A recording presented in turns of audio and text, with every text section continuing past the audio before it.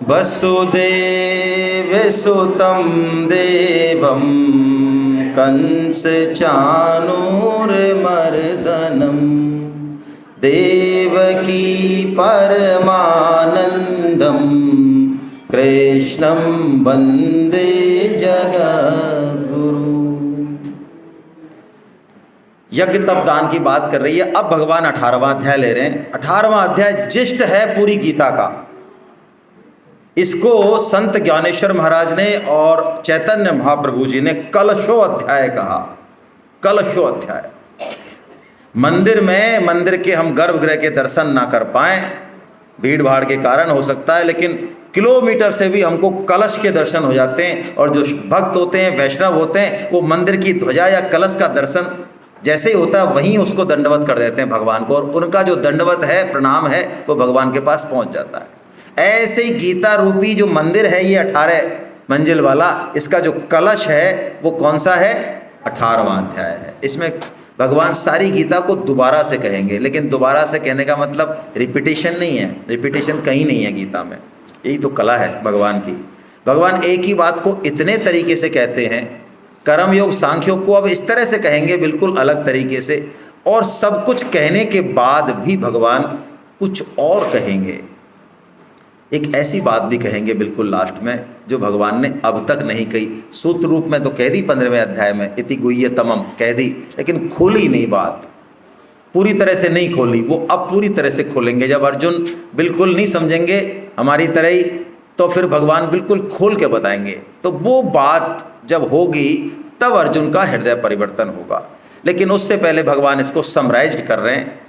क्या कह रहे हैं भगवान? अर्जुन का प्रश्न है, प्रभु त्याग और सन्यास ये क्या है? ये दो हैं कि एक हैं? ये बताएं। तो भगवान कह रहे हैं, देखिए, यज्ञ, तप और दान, फिर वही तीन चीज आ गई।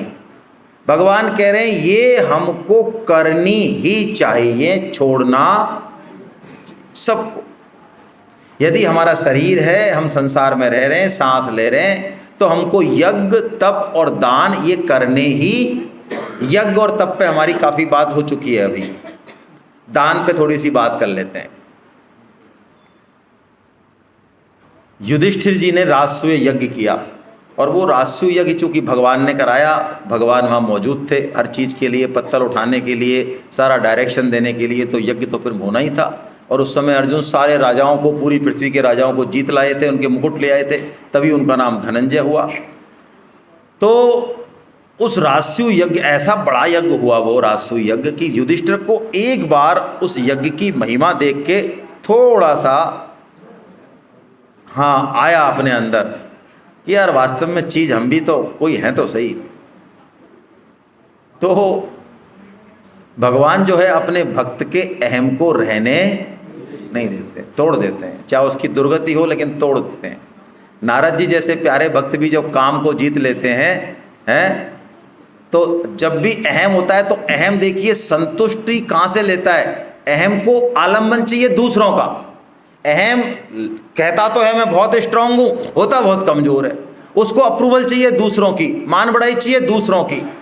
तो नारद जी भी अहम को जीतते कहाँ जाते हैं? तब गबने नारद शिव पाही, जिता काम अहम मिति मन माही। कि मैंने काम को जीत लिया। शिव जी के पास क्यों जाते हैं? ये देखो महाराज, धूमधाम तो आपकी हो रही है पूरे तीनों लोगों में हैं। आपने काम को भस्म कर दिया, और ये कर दिया और वो कर दिया, लोग आपका नाम ही कामारी रख दिया लोगों ने। अरे जिस काम के लिए आपने एड़ी चोटी तक पसीने बहाए, हमने ऐसे जीत लिया, हंसते खेलते आपके सामने खड़े हैं, देखो। तो भगवान शिव ने कहा कि भैया देख, मेरे से तो कह दिया है ये, तू यार भगवान विष्णु जी के पास मत चले जाना। अब ये जो दवा है ना, ये दवा, ये खतरनाक है। ये दवा मत चले जाना, तो पक्की बात है कि वो वहां जाए बिना अब उसको चैन नहीं है। तो भगवान शिव ताड़ गए कि ये जाएगा तो सही, मैंने कह दी इससे। तो उन्होंने कहा देखो नारद जी, आप चले जाना, जाते ही रहते हो आप तो, लेकिन भगवान पूछें तो भी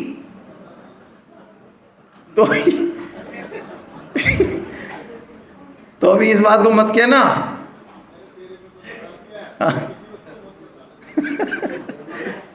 तो नारद जी गए तो भगवान ने बड़ा स्वागत किया चरण वंदन। और नारद जी क्या चल रहा है? बढ़िया चल रहा है महाराज। नहीं और कोई नई ताजी तो क्या है, काम को हमने जीत लिया, लेकिन कौन सी बड़ी बात है, आपकी कृपा से जीता है।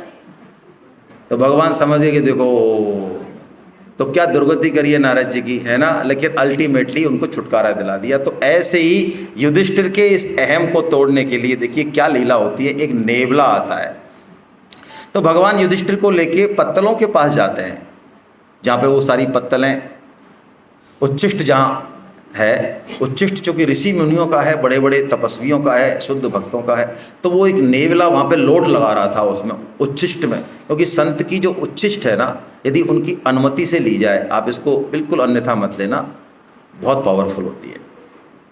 संत का उच्छिष्ट मतलब संत भोजन पालें और कुछ छोड़ते हैं वो अपनी इच्छा से, और आपको परमिशन देते हैं कि आप उसमें से प्रसाद रूप ग्रहण। शुद्ध भक्त की बात कर रहा हूँ, शुद्ध भक्त की, है ना।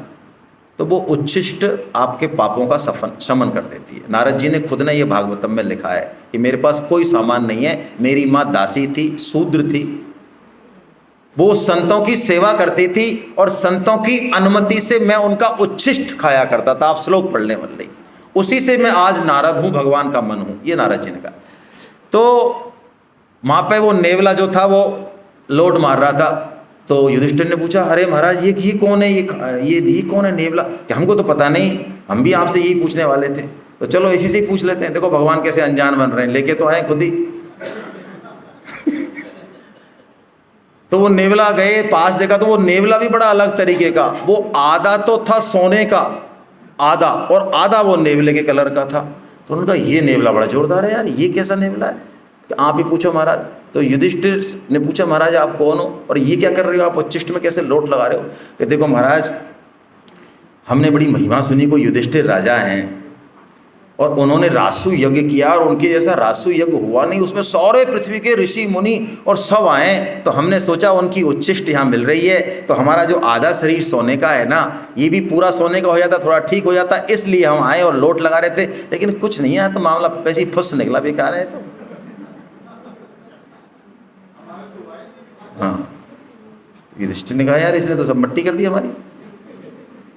तो युधिष्ठिर ने पूछा, तो महाराज ये आधा शरीर आपका मतलब कैसे, ये कैसे हुआ? नेवला तो सोने का नहीं होता, ये आधा शरीर आप सोने का कैसे क्या है ये कहानी?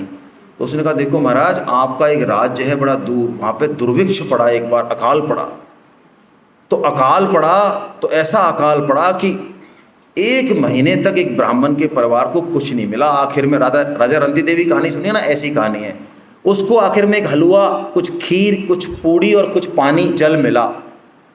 तो जल मिला तो जैसे ही वो खाने बैठे, वो उसकी पत्नी और उसकी बहू, बेटा तो नहीं था, बाहर गया हुआ था, तो एक अतिथि आ गया। तो ब्राह्मण ने तुरंत उस अतिथि को अपना हिस्सा दे दिया। अतिथि के बाद कोई दूसरा आया तो उसकी पत्नी ने कह दिया कि मैं भी, है ना, उसने भी कड़ी करी छाती और वो भी दे दिया। बेटे ने भी, तीसरा अतिथि आया, कोई चांडाल आया, उसको दे दिया। तो वो चांडाल को, जो उसमें सत्तू भी था, कोई आटा था ऐसा, सत्तू भी था पका हुआ, तो वो जो शुद्ध चांडाल जब लेके जा रहा था तो कुछ कण उसके जमीन पर गिर गए, उस सत्तू के, उस आटे के। तो वो नेवला कह रहा है, महाराज जैसे ही मैं भी भूखा था, तो मैं जैसे ही वहाँ पे गया, थोड़ा लोट मारी, मैंने कुछ खाया पिया, तो मेरा जहाँ वो सत्तू मेरे चिपका शरीर पे, वो शरीर मेरा सोने का हो। तो मैंने सोचा कि धर्मराज युधिष्ठिर तो इतने बड़े दानी हैं, इतने बड़े यज्ञ हैं, तो अब मेरा और तो कहीं हुआ नहीं, लेकिन यहीं होगा, अब यहाँ नहीं होगा तो महाराज कहाँ होगा फिर? तो युधिष्ठिर को समझ में आ गया कि वास्तव में मेरे दान की, मेरे यज्ञ की क्या महिमा है। हम भी प्राय दान ऐसा ही करते हैं, एक बहुत छोटे से हिस्से में सामने वाले की जरूरत का ध्यान रखे बिना। तो भगवान ने तो कहा यज्ञ, दान और तप, और स्वामी जी ने दान की बड़ी अच्छी परिभाषा बताई।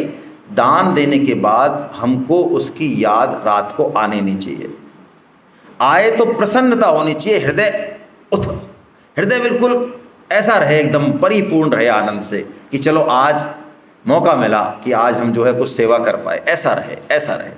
और बल्कि और उसके गहरे भावों में जाएं तो जो दान को एक्सेप्ट कर रहा है उसकी उसका हमको अपने आप को जो है उसका ऋणी मानना चाहिए उल्टा, कि इसने जो है हमें मुक्त कर दिया, तब तो है दान। तो भगवान ने कहा क्यों करें ये यज्ञ दान? तब भगवान ने कहा ये अपने अंतःकरण को शुद्ध करते हैं। यज्ञो दानम तपश्चैव पावनानि मनीषिणा।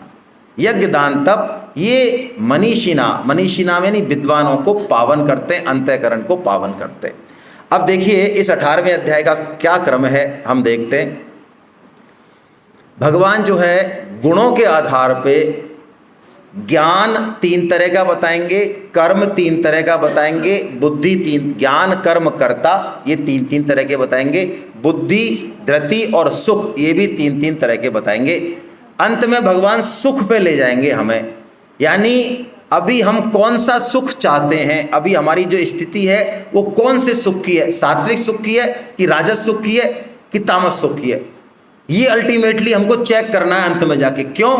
जैसा सुख होगा हमारे मन में वैसी हमारी बुद्धि, वैसे ही हमारा कर्म और वैसा ही हमारा ज्ञान हो जाएगा। तो भगवान इनको सिलसिलेवार समझा रहे हैं सबको, लेकिन अल्टीमेटली हम सुख पे थोड़ा ठीक से बात करेंगे, अच्छे से हम वहाँ चेंज करेंगे ना, एक गियर चेंज करेंगे वहाँ का घड़ी का एक चक्र, तो सारे चक्र चेंज हो जाएंगे। सबसे पहले भगवान ज्ञान बताते हैं। ज्ञान कैसा होता है? भगवान ने कहा सात्विक ज्ञानी सब में भगवान को देखता है, राजस ज्ञानी सब में अलग अलग देखता है, सबकी आत्मा अलग अलग है, और तामस तो कहता है बस मैं ही मैं हूँ, दूसरा तो कोई है ही नहीं। हमारा ज्ञान कौन सा है? प्राय राजस ज्ञान है। तो आपने एक कथा सुनी होगी, मेरे को वही याद आ रही है उसकी, गोरखनाथ जी की, ये शायद गुरु गोरखनाथ जी जिनके नाथ संप्रदाय है। तो गुरु गोरखनाथ जी खप्पर रखते थे वो, तो गुरु गोरखनाथ जी एक बार रैदास जी के यहाँ गए। रैदास जी बहुत प्रेमी भक्त हैं, सामान्य भक्त नहीं है रैदास जी, अनुरागी भक्त हैं, भगवान के प्रेम में मगन रहते हैं। और देखिए वर्णाश्रम धर्म कर्तव्य कर्म की कितनी महिमा इन संतों ने गाई है। रैदास जी जीवन मुक्त महापुरुष हैं, वो कुछ भी ना करें तो भी कोई दोष नहीं है उनको, लेकिन वो अपना वर्णाश्रम से नियत कर्म नहीं छोड़ते। जीवन मुक्त होते हुए भी, तत्वज्ञ होते हुए भी वो अपना जो है जूते गाटने का काम और वहीं सब कुछ करते हैं, वहीं गाते हैं, पद गाते हैं। तो एक दिन रैदास जी भाव में थे कि अलख निरंजन की लगाई गोरखनाथ जी ने, तो रैदास जी ने चमड़े भिगोने का जो पानी होता है ना, उस समय वो निकुंज लीला में थे, भगवान श्री राधा कृष्ण की लीलाओं का आनंद ले रहे थे। तो वो जो चमड़े भिगोने का पानी था, उन्होंने कहा लो चरणामत प्रभु गोरखनाथ जी। तो उन्होंने कहा अरे क्या ये, वो तो उनकी तो आंखें खुली हुई थी भाई। उन्होंने कहा ये चमड़े भिगोने का पानी चरणामत कह के दे रहा है क्या? अब अपमान भी नहीं कर सकते, तो उन्होंने अपना खप्पर आगे कर दिया और ले आए खप्पर में और आगे चरणामत लिया उन्होंने। कबीर जी के यहाँ आए, है ना, और बीच में उन्होंने उल्टा कर दिया। तो कबीर जी की जो पुत्री थी कमाली, उसने कहा चाचा कहाँ से आ रहे हो? अरे कहाँ से आ रहे हैं बेटा? रैदास जी के यहाँ से आ रहे हैं, है ना। तो क्या दिया रैदास जी ने? क्या दिया? अरे कुछ नहीं दिया, वो चरणामत दे दिया, चरणामत वो चमड़े का चरना। अरे कहाँ है वो? अरे कहाँ है? क्या मैं फेंका है इसमें? कहाँ दिया? किस में दिया? तो उसने वो पात्र लेके कमाली ने, और उसको उसमें से जो 1-2 बूंद ले सकती थी वो उसने 1-2 बूंद ले ली। वो बूंदों को लेते ही कमाली के पूरे शरीर में, हृदय में दिव्य तरंग, वो परम प्रेम की अनुभूति होने लगी। कुछ कह ना सकी, बस मदहोश हो गई। ये बात हो गई। कमाली शादी होके मुल्तान चली गई। गोरखनाथ जी ने एक बार प्रण किया कि जो हमारे खप्पर को भर देगा हम भिक्षा उसी के घर पे ग्रहण करेंगे, नहीं तो करेंगे ही नहीं। अब लोग देखते हैं कि इतने बड़े संत हमारे घर आ जाएं, तो बोरी की बोरी लाते अनाज चावल, और वो खप्पर ऐसा विचित्र था। ये नाथ संप्रदाय के बड़े तगड़े होते हैं योगी, आज भी हैं। वो खप्पर बोरी की बोरी खाली हो जाती, वो खप्पर भरता नहीं। और ऐसे ही गोरखनाथ जी घूमते घूमते मुल्तान पहुंचे, तो कमाली के घर पे गए। उनको तो पता नहीं था। तो कमाली आई अंदर से और उसने 2-4 दाने डाले, तो खप्पर एकदम ऊपर तक भर गया। गोरखनाथ जी का मुंह खुला के खुला रह गया। अरे कि बेटी, बुलाया उन्होंने, बेटी तू कौन और तूने ये विद्या कहाँ से सीखी? अरे कि चाचा तुम मुझे पहचाने नहीं क्या? उसने घूंघट निकाला, मैं तो कमाली कबीर जी की पुत्री, और ये विद्या तो मुझे आपने तो दी है चाचा। तब उसने बात बताई तो ओहो, गोरखनाथ जी दौड़े, दौड़े रैदास जी के पास और रैदास जी से बोले, महाराज शरण हूँ आपके, वो मुझे चरना मत दीजिए। हैं?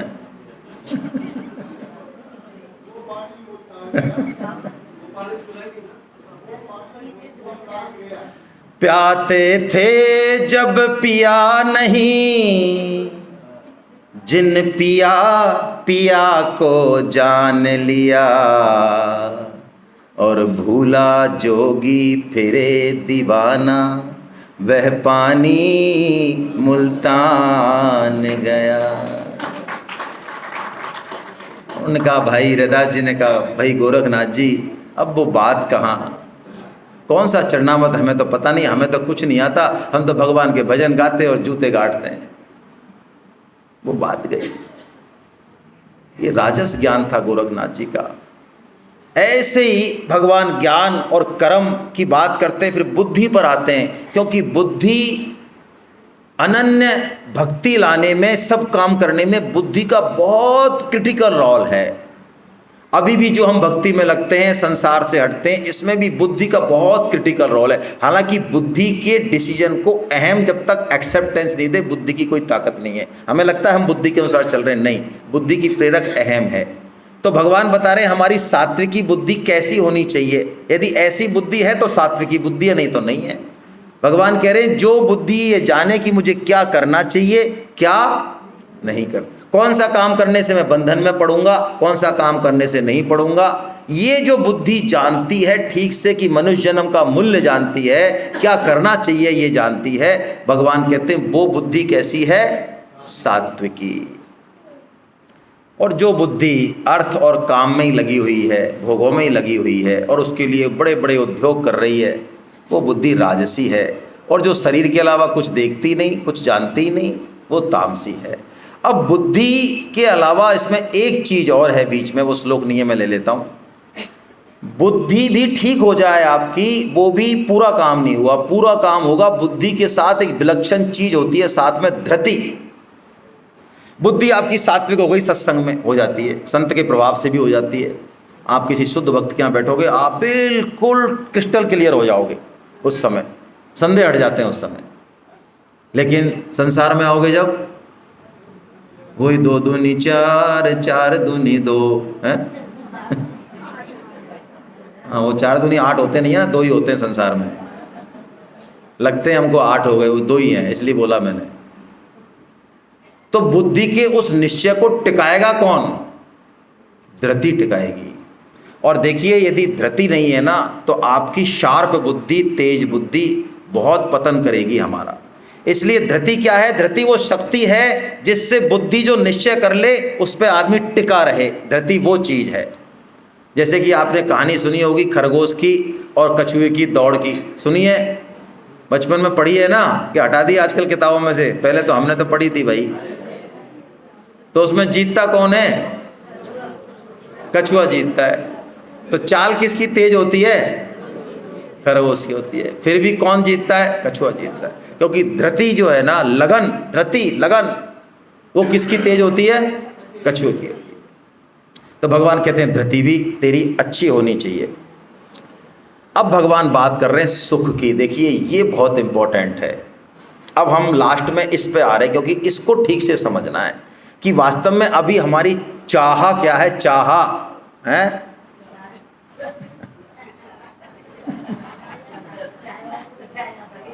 वो जहाँ किचन में जहाँ सबसे ज़्यादा भीड़ लगती है, मैं सोचता हूँ यहाँ चाह बट रही है गारंटी से। चाह चाह अच्छा है। तो हमारी चाह किसकी है? कौन सा सुख चाहते हैं हम? देखिए, 2 तरह के सुखों को ले लेते हैं, तीसरा छोड़ें। एक तो सात्विक सुख और एक राजस सुख।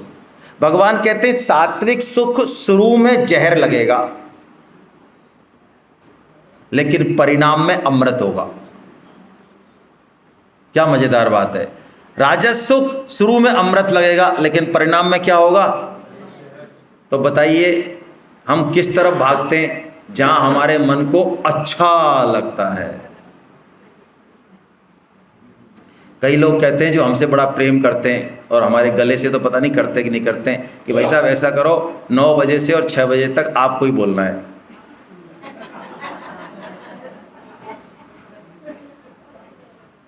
उनको क्या है, भगवान श्री कृष्ण से और उनकी वाणी से कोई ज़्यादा लेना देना नहीं है। उनको भगवान श्री कृष्ण की वाणी का वजन नहीं दिख रहा है कि उस वाणी में क्या करामात है, स्वामी जी की वाणी में क्या करामात है। उनको कोई भूत दिख रहा है सामने। यही तो गड़बड़ है सारी। ठीक है, टेक्निक का एक इस्तेमाल होता है, लेकिन जिस दिन हम स्विच ओवर हो जाएंगे इस आसक्ति से हटके उस तत्व पर, जिस दिन तत्व का रस आने लगेगा ना, उस दिन बात कुछ जुदा हो जाएगी।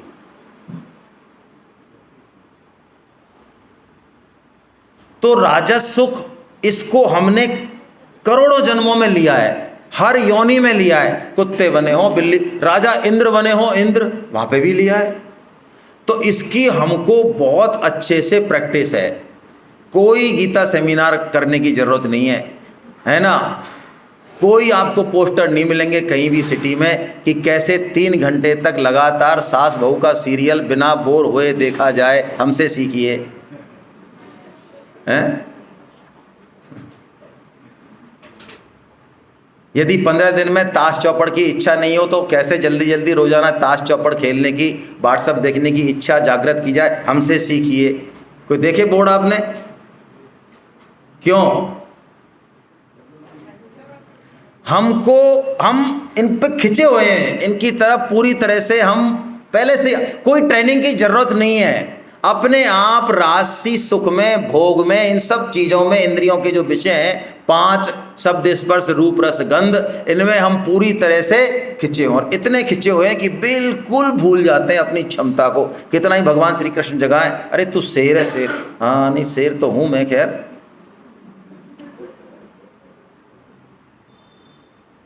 मतलब इतनी ताकत है, बिल्कुल सेम हालत है जैसे भंवरा नहीं होता है, भंवरा।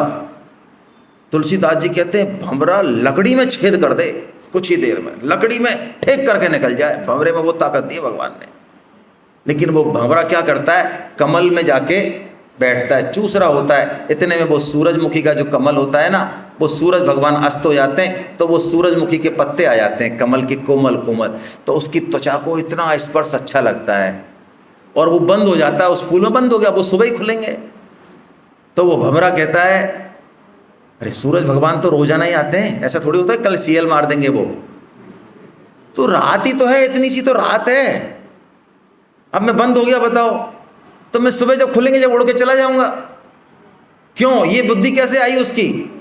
क्योंकि वहां पर इस पर सुख मिल रहा है। लेकिन होता क्या है, हैं?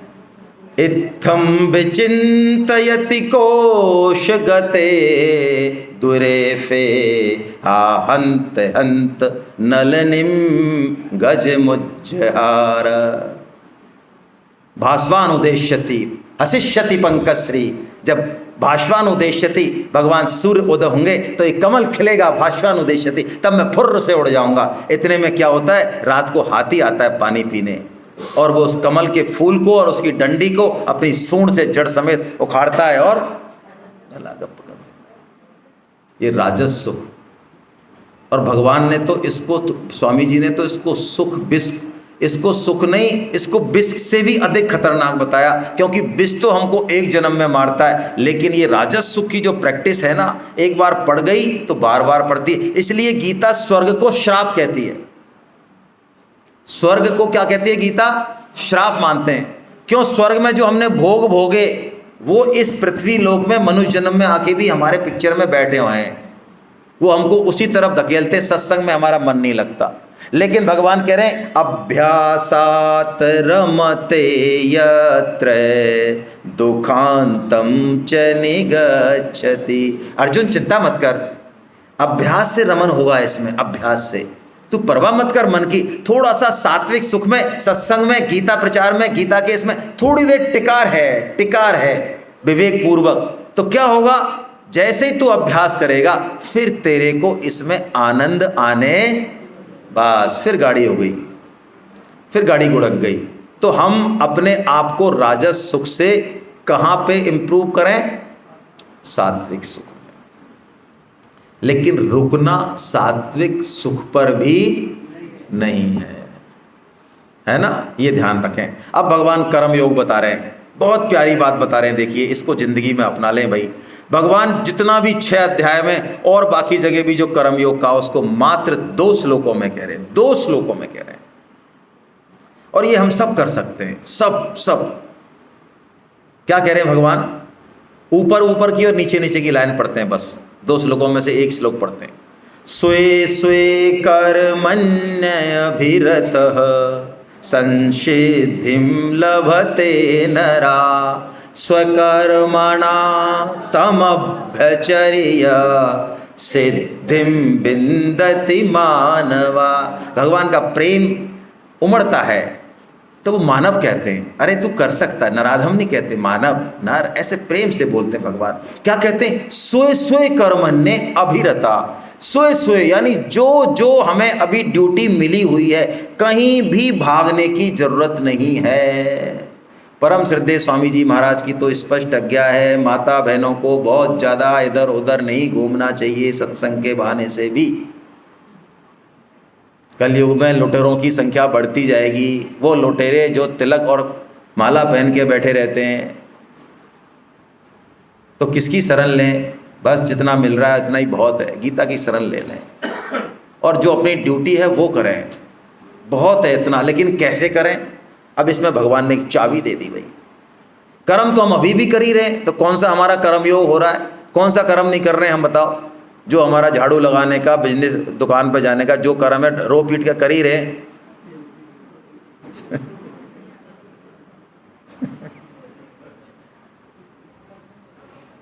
भाई हमारे एक खंडेलवाल साहब है, हमारे बाबा साहब बरकत नगर में, योगेश जी पे बड़ा स्नेह उनका। वो बहुत बेसिक बात करते हैं। वो माता बहनों का सत्संग जब लेते हैं, 80-85 साल के हैं वो, लेकिन इतना ज़बरदस्त कर्मयोगी हैं वो पूछते हैं, पहले तो हाथ खड़ा करवाते हैं, भैया किस किस गीता पढ़ने वाली जो महिलाएं पुरुष बैठे हैं, बताओ किस किस के घर में बाइयाँ आ रही हैं?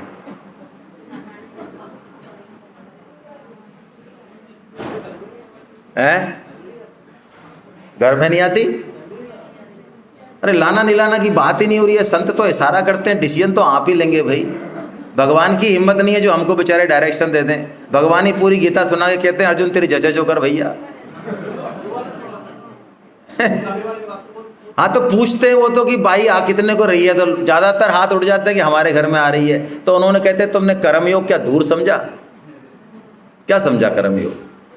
हाँ कोई प्रॉब्लम है मैकेनिकल, कोई शारीरिक, तो बात अलग है, वरना क्या कर्मयोग समझा हमने? अभिरति का क्या मतलब है? कर्म को करने की एक ललक, एक लालसा, एक प्रेम एक पैदा हो जाए, ये कर्मयोग है। देखिए जब निष्प्रय प्रेम पैदा होता है ना, किसी भी रिश्ते में हो सकता है, इसका कोई वो नहीं है, किसी भी रिश्ते में हो सकता है ये।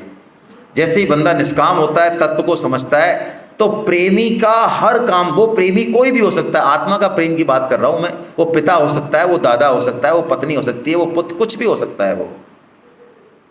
तो यदि उस तरह का है तो उसका एक एक काम करने के लिए, कोई भी छोटी भी वो सेवा बता दे बस आपको, तो आप ऐसा दौड़ के करते हैं और उस सेवा को करने में आपको आनंद आता है। और ये होता भी है। बच्चापन में हम देखते हैं जिससे हम विशेष प्रेम करते हैं, वो दादा, वो माँ, वो बाबा, यदि हमसे कुछ कह दें जरा ये काम करना बेटा, तो दौड़ के जाते हैं। हमको बड़ा अच्छा लगता है कि अरे लाओ हमको काम बताया देखो, और बड़े खुश होते हैं, अच्छा बाबा ये लो है। ये अभिरति है, अभिरति। भगवान कह रहे हैं स्वकर्मणा तम अभ्यचर्यम, अपने अपने कर्मों से तू मेरा पूजन कर, क्योंकि मैं कहाँ नहीं हूँ, मैं किस रूप में नहीं हूँ, मैं कब नहीं हूँ। भगवान कहते हैं ये कर्म योग है, इससे तू परम सिद्धि को प्राप्त हो जाएगा।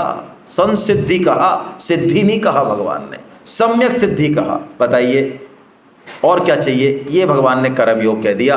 और अब भगवान कह दिया, इति शब्द लगा दिया भगवान ने दोबारा कि यार अब बहुत हो गया, बस आज तीसरा दिन है, गुलाब जामुन भी बहुत हो गया, बहुत है, कितना बुलवाओगे?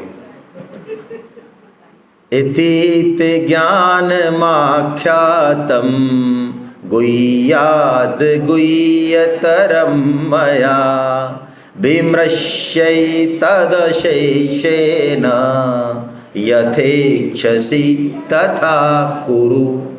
मैंने सब कुछ कह दिया। इतीत ज्ञान गुह्यात गुह्यतरम मया, जो कहना था वो सब कह दिया। अब तू अपने आप में विचार कर, विमृश्य अतैत अशेषेण, और यथेक्षसि तथा कुरु, तेरी जचे जो कर। देखिए अर्जुन इतना सब कुछ कह रहे हैं, भगवान ज्ञान कर्म कर्ता, कर्म योग पुरुषोत्तम योग सब कह दिया, लेकिन अर्जुन भी बिल्कुल हमारी तरह ही है, 8-10 गुलाब जामुन खा के और ऐसे बैठे हैं एकदम। मजाल है जो भगवान के हाँ कहते हैं, हाँ महाराज ये बात तो जमी मेरे को, या ये कुछ नहीं, ऐसे बैठे हैं एकदम। तो अब भगवान ने दूसरा हथियार इस्तेमाल किया। फिर क्या करें तो बताओ, भगवान तो प्रेमी है ना भाई, हमारे अहेतु की प्रेमी हैं, छोड़ तो सकते नहीं वो हमको। तो भगवान ने क्या किया, उनको अर्जुन की नस पता है, उनको पता है ये और कुछ सहन कर सकता है, सब कुछ सहन कर सकता है, लेकिन इसकी निष्ठा मेरे पर अटल है, तो मेरा वियोग सहन नहीं कर सकता ये, और सब कुछ सहन कर जाएगा, ये सब कुछ तर्क कर लेगा। तो भगवान एक तरह से उसको धक्का देते हैं। धक्का क्या होता है, देखिए जब अतिशय प्रेम होता है ना, तो अतिशय प्रेम में सिर्फ आप बोलो ही मत, इग्नोरेंस कर दो, हल्का सा इग्नोर कर दो आदमी को, उसके लिए वो ही इतना घातक होता है, बहुत ज़्यादा। अर्जुन ने समझा भगवान ने क्या कह दिया, जो एक एक मेरी बात को सुन रहे हैं, मेरे को सब कुछ कर रहे हैं, मेरा सारथी बन रहे हैं, वो मेरे से क्या कह रहे हैं, तेरी जचे जो कर, मतलब मैं अकेला रह गया, भगवान ने मुझे अकेला छोड़ दिया। ओहो, अर्जुन को जब ऐसे एकदम से यथेच्छिसी तथा कुरु कहा, तो अर्जुन एकदम गल जाते हैं, द्रवित हो जाते हैं, एकदम घुटनों के बल आ जाते हैं, हाथ जोड़ के, फिर बोल नहीं निकलता अर्जुन का, कुछ भी बोल नहीं पाते, गला रौंधा हुआ है, आंसू बह रहे। हे प्रभु क्या कर रहे हो आप, एक आपका ही तो सहारा है, आप भी। ऐसी प्रार्थना होती है अर्जुन की। अब प्रार्थना हृदय से हृदय की है, अब शब्दों का वजन नहीं है उस पर, कुछ और ही चल रहा है। अब अर्जुन की भाव भंगिमा ऐसी है कि भगवान के जो हृदय है उसका वो चित्त भी द्रवित हो जाता है, और भगवान अब बिल्कुल अपने हृदय की गहनतम गहराइयों में से अब वो मणि, वो कोहिनूर हीरा निकालते हैं जो भगवान ने अब तक छुपा के रखा था। वो नहीं बताया, बता भी नहीं सकते, वो ऐसे बताया नहीं जाता, वो तो ऐसा अर्जुन इस भाव में होगा तो निकलेगा अपने आप, है ना। तब अब भगवान अर्जुन को वो बात बोलते हैं, वो कोहिनूर हीरा बोलते हैं, लेकिन ये हीरा ऐसा है भगवान दिखाएंगे और फिर बंद कर देंगे, ढक्कन लगा देंगे। हाँ, ये बांके बिहारी जी के दर्शन है, ये झलक दर्शन है, ये बांके बिहारी जी दर्शन देखे आपने? हाँ, देखे बंद, देखे बंद, ऐसे हैं बस। ये भगवान कोहिनूर हीरे के दर्शन कराएंगे और खट्ट बंद कर देंगे। तो आइए हम भी दर्शन करते हैं।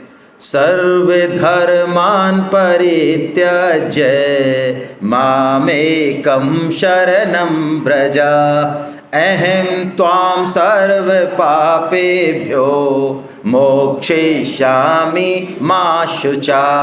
क्या कह रहे भगवान, सारी जिम्मेदारी ले ली भगवान ने। अरे तू क्या पाप कर रहा है अर्जुन, मैं हूं ना, मैं हूं ना, मां शुच, चिंता मत कर, छोड़ धर्म अधर्म कर्म ज्ञान भक्ति कुछ छोड़, अरे मैं बैठा हूं ना भाई। ओहो, देखिए जीव कितना ही बड़ा बन ले, मैंने कहा ना जीव तटस्था शक्ति है, उसको आश्रय चाहिए ही चाहिए। कितना ही बड़ा व्यक्ति हो, कितना ही बड़ा, देखिए वो दो चीज जरूर चाहेगा। आप देख लो, चाहे कितना ही बड़ा हो, कितनी पद प्रतिष्ठा हो उसके पास, और कितना ही बुरा हो चाहे, दो चीज वो जरूर चाहेगा। एक तो उसके अंदर प्रेम करने की नैसर्गिक इच्छा है, वो किसी से प्रेम करना चाहेगा, और एक वो ये भी चाहेगा कि कोई उसको भी प्रेम करे। जब हमारी कोई पीठ फैलाए, कोई ऐसा वरिष्ठ हाथ, कोई बुजुर्ग, कोई हमारे घर का कोई पिता, कोई बाप, कोई दादा, कोई ऐसा, हमें मान लो किसी बहुत ऐसे क्षण हैं जिंदगी के, बड़े दुर्दांत क्षण हैं, और वो कुछ कर नहीं सकते, वो बैठे हुए खाट पे, उनकी सेवा करनी है, लेकिन आपकी समस्या देख के और थोड़ा सा आपकी पीठ थपथपा दी, सिर पे हाथ फेर दिया, अरे तू चिंता मत कर बेटा, जा कर, ऐसे कर, बस इतना। अरे क्या, फिर तो क्या बात है।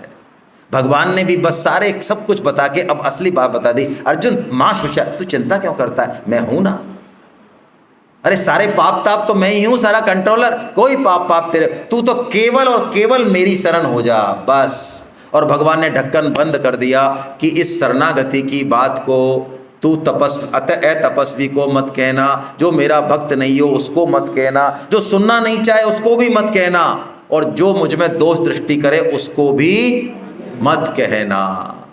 और अब भगवान ने वो बात कही जो हम पहले पढ़ चुके हैं। गीता प्रचार की महिमा बता रहे हैं भगवान।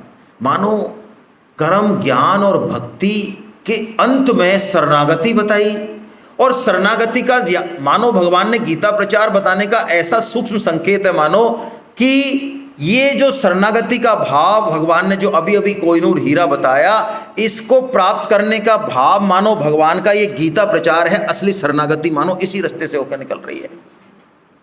इसलिए भगवान ने बताया, अर्जुन तू देख सुन, ये जो तेरे और बीच में जो संवाद है, इसको जो कोई कहेगा उसको मेरी प्राप्ति होगी। यदि प्राप्ति नहीं होगी, जो निष्काम भाव से इसका प्रचार करेगा वो पूरे भूमंडल पर मुझे सबसे ज्यादा प्रिय होगा। क्या बात कही भगवान ने। परम श्रद्धेय सेठ जी महाराज ने ये 2 ही श्लोक पढ़े। गीता प्रेस की नींव है ये दोनों श्लोक। 1923 में अप्रैल में जब गीता प्रेस की संस्थापना हुई, उससे पहले ये 2 श्लोकों ने ही सेठ जी का चित्त खींचा था। और भगवान अब महिमा बता रहे हैं गीता पढ़ने की, ज्ञान यज्ञ बता रहे हैं। यानी जितने भी द्रव्य यज्ञ हम करते हैं, द्रव्य यज्ञ मतलब जितने भी कर्म हमने अब तक किए, अच्छे से अच्छे, समाधि तक, परोपकार तक, सत्कर्म तक, यज्ञ तप दान, जितने भी कर्म अब तक बने हमसे, वो सब द्रव्य यज्ञ है। और द्रव्य यज्ञ से श्रेष्ठ कौन सा होता है? ज्ञान यज्ञ। 4.33 देख ले आप, भगवान का वचन है। जितने भी द्रव्य यज्ञ हैं उनसे श्रेष्ठ ज्ञान यज्ञ है। और ज्ञान यज्ञ में सबसे श्रेष्ठ ज्ञान यज्ञ कौन सा है? ये बता रहे हैं भगवान कि ये गीता पढ़ना भी मेरा ज्ञान यज्ञ से पूजन है। तो आप क्या समझ रहे हैं? हम एक सेमिनार में आके 3 दिन श्रवण करते हैं, ये कोई छोटी बात है? ये छोटी बात नहीं है भाई। अब भगवान और उतर रहे नीचे। भगवान कह रहे हैं, अरे कोई सुन भी ले, कोई सुन भी ले, हैं? शृणुयात अपि यो नरा, शृणुयात अपि कह दिया भगवान, सुन भी ले। कैसे सुने? लेकिन श्रद्धावान अनसूयश्च, श्रद्धा से, वो भी मुझे ही प्राप्त हो जाएगा। अब इतना सुना के भगवान ने फिर पूछा अर्जुन से, अर्जुन कुछ समझ में आया भाई तेरे, या गुलाब जामुन में चित्त टिका हुआ चित्त तेरा? चलो ठीक है, लोग कह रहे हैं आज ज्यादा नहीं खाया, मत बोलो। तो देखिए ये श्लोक जो है ना, ये जीव के लिए सर्वश्रेष्ठ स्थिति है, सर्वश्रेष्ठ स्थिति है। इस श्लोक में पूरा अर्जुन उतर के आ गया है। इसको हम बिल्कुल अपने ऊपर उतार लें। अर्जुन का एक एक शब्द नोट करने लायक है। क्या बोल रहे हैं अर्जुन? क्योंकि अब शरणागति पूर्ण हो चुकी है। अब अर्जुन उस तत्व को पकड़ चुके हैं, बस तभी ये श्लोक निकल सकता है, वरना संभव ही नहीं है। अब तक तो निकला नहीं। नष्टो मोह स्मृतिर्लब्धा त्वत्प्रसादात् मयाच्युता स्थितोऽस्मि गत संदेहा करिष्ये वचनं तव। नष्टो मोहे, प्रभु मेरा मोह नष्ट हो गया, और स्मृति लब्धा, मुझे स्मृति प्राप्त हो गई। स्मृति मतलब कि मैं वास्तव में हूं कौन और मेरा काम क्या है, मैं आया क्यों हूं। ये अरे मैं अब तक कहाँ चक्कर खा रहा था फालतू, क्षत्रिय, राजवंश, स्त्री, पुरुष, युद्ध, अरे क्या किस चक्कर में पड़ गया मैं? मुझे पता ही नहीं था मैं कौन हूं। मैं तो समझ कुछ और रहा था, निकला मैं कुछ और। लेकिन मेरे को स्मृति प्राप्त हुई, मोह नष्ट हुआ। ये किसकी कृपा से हुआ? त्वत्प्रसादात् मयाच्युता, आपकी कृपा से। तो भगवान पूछते हैं, तो बताओ क्या गारंटी है, कैसे माने हम आपका मोह नष्ट हो गया? तो अर्जुन कह रहे हैं, करिष्ये वचनं तव, अब मैं आपकी आज्ञा का पालन, बस। अब कुछ नहीं बोलते हैं भगवान इसके बाद। और देखिए गीता का पहला संबोधन अच्युत है और अंतिम संबोधन भी अच्युत है। अच्युत मतलब जो अपनी वास्तविक स्थिति से च्युत ना हो। हम अपनी वास्तविक स्थिति से गिर जाते हैं, स्त्री पुरुष बन जाते हैं, कुछ और बन, किसी के, भगवान को छोड़ के किसी के बन जाते हैं। तो मानो अर्जुन कह रहा है, प्रभु आप ही के हाथ में, हम तो ऐसे ही गिरते पड़ते रहेंगे, आप ही जरा उठा के हमको बना दीजिए अपने जैसा अच्युत, है ना? ऐसा अर्जुन कह रहे हैं। अब संजय अंतिम श्लोक बोल रहे हैं, भगवान की कृपा का, व्यास जी की कृपा का अनुभव कर रहे हैं। रोंगटे खड़े हो रहे हैं संजय के, उस कृपा का अनुभव करके। हम भी अभी जिस खानदान में हैं, जैसा परिवार हमको मिला, जैसा अवसर हमको मिल रहा है, जैसी इज्जत हमको मिल रही है, हम उसके लायक नहीं हैं। यदि हमारे मानसिक विचारों को भी सामने रख दिया जाए तो लोग थूक दें हम पे, तो हम भगवान की कृपा को अनुभव करें कि हमारे साथ हो क्या रहा है। अर्जुन से बड़े भक्त हैं संजय, जो भगवान की कृपा को अनुभव करके रोमांचित हैं। अर्जुन के भी इतना रोमांच नहीं है जितना संजय के है। इसलिए 12 भक्तों का वर्णन है भागवतम में। 12 विशेष भक्त हैं, उनमें अर्जुन का नाम नहीं है, संजय का नाम है। क्योंकि संजय जो बोलते हैं ना, ये अंतिम श्लोक है, ये पूरी गीता का मुकुटमणि है श्लोक। क्योंकि भक्त भगवान की क्या होते हैं? मुकुटमणि होते हैं। तो भगवान भक्त से वो कहलवाएंगे जो उनसे भी ऊपर की बात है। और ये पूरा गीता निचोड़ दिया संजय ने। यत्र योगेश्वर कृष्णो यत्र पार्थो धनुर्धरा तत्र श्रीर्विजयो भूतिर् ध्रुवा नीतिर्मतिर्मम। जहाँ भगवान श्री कृष्ण है और जहाँ गांडीव धनुषधारी अर्जुन है, वहीं पर श्री है, विजय है, विभूति है और नीति है, ऐसा मेरा मत है।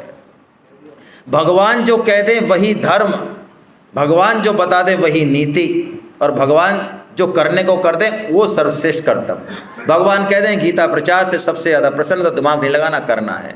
अर्जुन अब भगवान की आज्ञा का पालन कर रहे हैं। अब कर्ण को मारना हो चाहे किसी को भी करना हो, भगवान कहते हैं चला गांडीव, चला देते हैं। उनको पता है ये धर्म अधर्म की परिभाषा मैं अपनी बुद्धि से नहीं निकाल पाऊंगा। हम भी ऐसा बना लें तो हमारा अंतःकरण फिर हमें ठीक ठीक धर्म भी बताने लग जाएगा। यदि हम भगवान श्री कृष्ण को सारथी बना लें तो फिर हमारे अंतःकरण में जो निकलेगा वो धर्म के अनुकूल ही होगा। ये अंतिम से अंतिम बात है जो कहते हैं। हरे कृष्णा गोविंद।